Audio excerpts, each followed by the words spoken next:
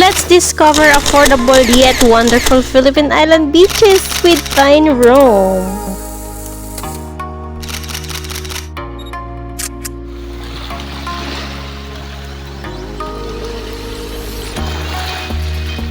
Ang ganda sobra! Hi guys! Nandito nga kami sa Talim Beach Resort. So meron kaming nahanap na very affordable na beach. Tapos may camping site na. Meron din silang CR. And tawid dagat siya guys. Pero super worth it. Dati takot ako na tumawid ng dagat kasi number one, baka walang CR. Alam mo, wala kang magamit na CR and walang tubig.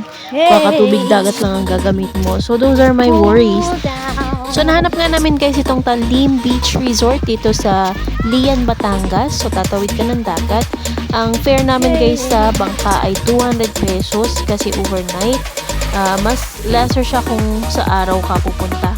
And then guys, ang entrance fee naman dito ay pag overnight is 200 pesos din for adults. And 100 siya per pag-day tour.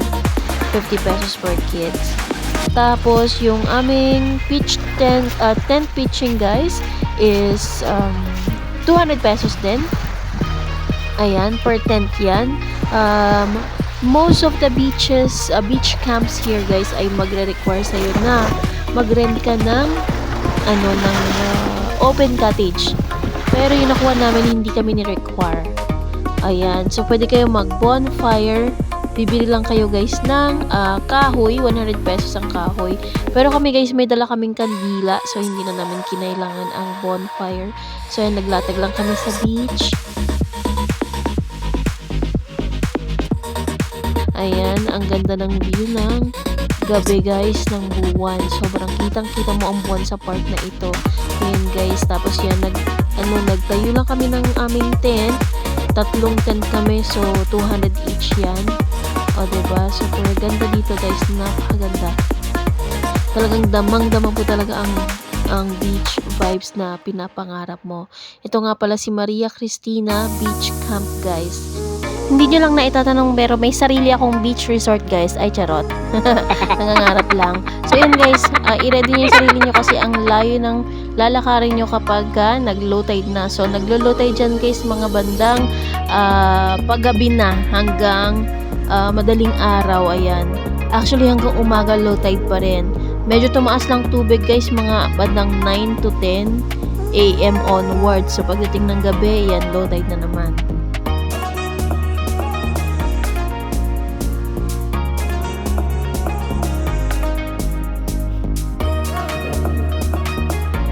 Oh my God!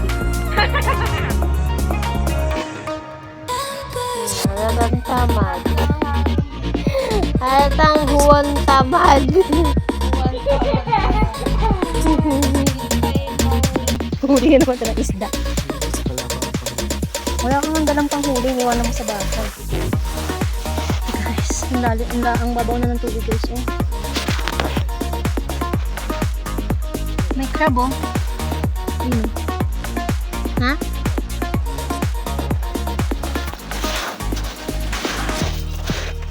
Ano yan? Isda? May isda dyan? May isda nga. Ayun. Hindi siya kita sa camera ko. Starfish oh. Ayun yung isda oh. Ito starfish oh. Saan? Starfish, we're meant to fly. What? Starfish.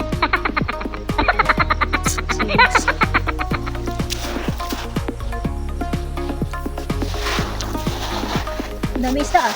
Ay, hindi. May naligaw dun sa seaweeds. Ay, ang ganda ng kulay oh. Batik-batik. Oo, katulad. Doy, si Butchik lapu-lapu. Lapu-lapu siya. Dami isda. Oh, nandagay sa langit. Hindi nyo na nakikita sa camera. Yung mga bagay talagang hindi nakikita sa camera. So yun guys, syempre ginawa namin yung sikat na 0.05 challenge din kasama ang aking hubby at ang aking mga friends. O diba guys, ayan.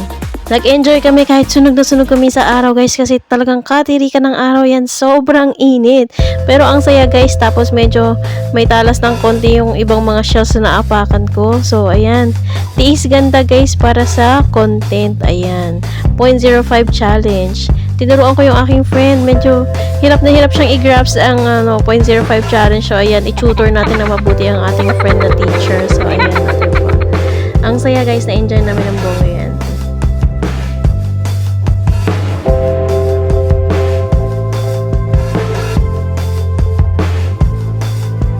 O diba ganda lang ang ating friend, hindi na pala kailangan i-tutor, natural naman pala talaga ang pagpapaganda dito sa ating friend. So ayan, wag na nating turuan, alam niya na yan, pabayaan na natin yan.